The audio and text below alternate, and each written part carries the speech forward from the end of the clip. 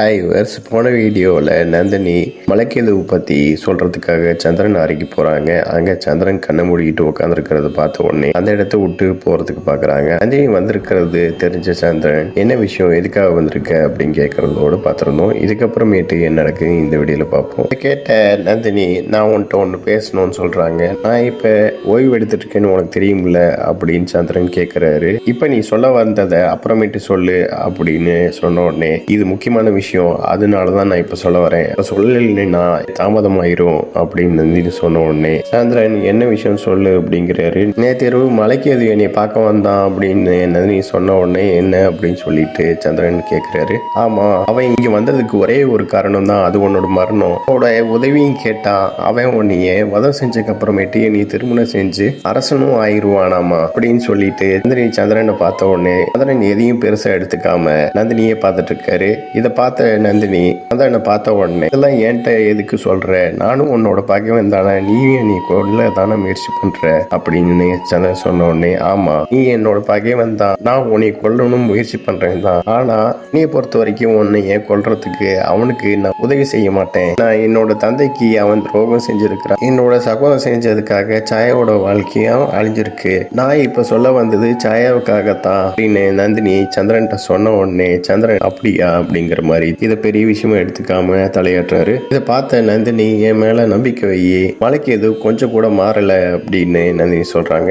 எல்லாத்தையும் கேட்ட சந்திரன், கொஞ்ச நேரத்துக்கு முன்னாடி மலைக்கேது இங்க வந்தான் அப்படின்னு சொல்றாரு. நீ எதுக்காக மலைக்கேது இங்க வந்தான் அப்படின்னு சொல்லிட்டு கேட்ட உடனே சந்திரன் கீழ தைலத்தை கொடுத்துட்டு, இவ்வளவு தூரம் வந்துட்ட, எனக்காக ஒரு உதவி செய், நான் ரொம்ப களைப்பா இருக்கேன், எனக்கு தேய்ச்சி விடு அப்படிங்கிறாரு. இதை கேட்ட நந்தினி, எவ்வளவு முக்கியமான செய்தியை நான் சொல்லிட்டு இருக்கிறேன், இவன் கொஞ்சம் கூட பொறுப்படுத்தாம கவலையும் படாம இதை செய்ய சொல்றானே, மனசுக்குள்ள என்ன நினைச்சிட்டு இருக்கான் அப்படின்னு நீ மனசுக்குள்ள நினைச்சிட்டு அப்படியே நிக்கிறாங்க. இதை பார்த்த சந்திரன், என்ன ஆச்சு நந்தினி, நீ என்னோட மனைவி, இந்த சின்ன விஷயத்த கூட எனக்காக செய்ய மாட்டியா அப்படின்னு சொல்லிட்டு நந்தினி பக்கம் வந்து, நீ இப்படி செய்வேன்னு எனக்கு தெரியாது, அவ்வளவு பெரிய விஷயத்த நீ திருமணத்துக்கு முன்னாடியே மறைப்பேன்னு எனக்கு தெரியல அப்படி சொல்லிட்டு நந்தினி பக்கத்துல வந்து பேசிட்டு இருக்காரு. இதை பார்த்த நந்தினி, நீ என்ன செய்யற அப்படின்னு சொல்லிட்டு கேக்குறாங்க. நான் என்ன செய்யறேன்னு உனக்கு தெரியாதா அப்படின்னு சந்திரன் கேக்குறாரு. நீ என்னோட மனைவி, ரொம்ப அக்கறையா மலைக்கேதுவை பத்தி நீ என்கிட்ட வந்து சொல்லியிருக்க, நீ என்னோட கோரிக்கையை நிறைவேற்ற மாட்டியா அப்படின்னு கேட்கிறாரு சந்திரன். நீ நடந்துக்கிற விஷயத்த பார்த்தா எனக்கு ஒன்னே ஒண்ணுதான் தோணுது,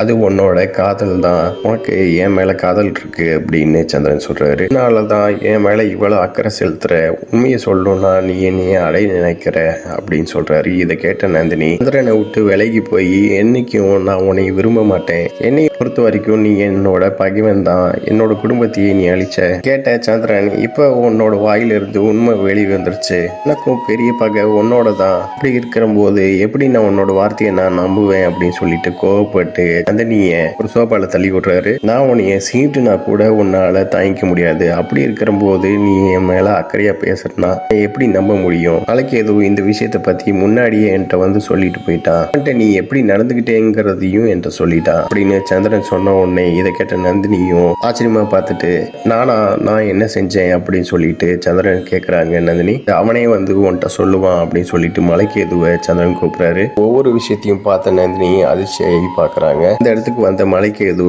என்னை மன்னிக்கணும், என் மேல காதல் கொண்டு என்னைய திருமணம் செய்யணும்னு நினைக்கிறீங்க, நான் அரசருக்கு சரண் அடைஞ்சிட்டேன், என்னால அவருக்கு துரோகம் செய்ய முடியாது அப்படின்னு மலைக்கேது சொன்ன உடனே நந்தினி, மலைக்கேது அப்படின்னு சொல்லிட்டு பேச வராங்க. நீங்க இந்த விஷயத்தை ஏத்துக்கணும், உங்களோட நாத்தனாரோட கணவன் நான், நீங்க எனக்கு அந்நியார் வந்து தாய்க்கு சமம், மன்னிச்சிருங்க, நான் இப்படி செய்ய முடியாது அப்படின்னு லலவர் மாதிரி மலைக்கேது சொல்றாரு. இதை கேட்ட நந்தினி, சந்திரா இது உண்மை இல்ல சந்திரான்னு சொல்லிட்டு சொல்ல வராங்க. இதுதான் உண்மை நந்தினி, என்னோட சகோதரி மகிழ்ச்சியா இருக்கிறது உனக்கு பிடிக்கல, ஆனந்தமா குடும்பம் நடத்துறதும் உன்னால ஏத்துக்க முடியல, அதனால பாவம் மலைக்கேதுவையும் நீ தொந்தரவு செய்யற அப்படின்னு சந்திரன் சொல்றாரு. இடையில நந்தினி உண்மையை சொல்ல வராங்க. அதெல்லாம் கேட்காம சந்திரன் தொடர்ந்து இதை பேசிட்டு இருக்காரு. நீ ஒரு வார்த்தை சொன்னாலும் நம்ப மாட்டேன் அப்படின்னு சொல்லிட்டு, இனிமேல் இந்த ஜென்மத்துல கடுகளவு கூட உன் மேல நம்பிக்கை வராது, எனக்கு சூழ்ச்சி செய்யணும்னு நினைச்சேன்னா ஆளை பார்த்து சேர்த்துக்கோ, ஏன்னா உன் கூட இருக்கிற ஆளு என்னோட நண்பனா கூட இருக்கலாம் அப்படின்னு